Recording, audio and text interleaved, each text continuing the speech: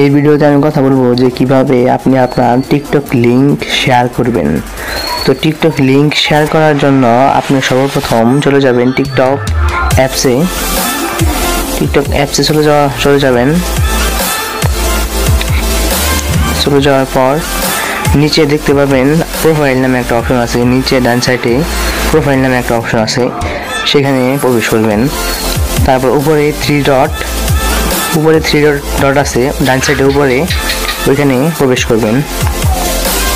তারপরে নিচে দুটো অপশন আসবে, নিচে দ্বিতীয় নাম্বারে সেটিং অ্যান্ড প্রোফাইলস নামে একটা অপশন আছে, ওইখানে প্রবেশ করবেন। তারপরে যে শেয়ার প্রোফাইল নামে একটা অপশন আছে 6 নাম্বার, শেয়ার প্রোফাইলকে ক্লিক করবেন। তারপর আপনি এখানে অনেকভাবেই কাউকে টিকটক লিঙ্কটি শেয়ার করতে পারবেন। আমি মেসেঞ্জার দিয়ে আমার টিকটক লিঙ্কটি কাউকে শেয়ার করব।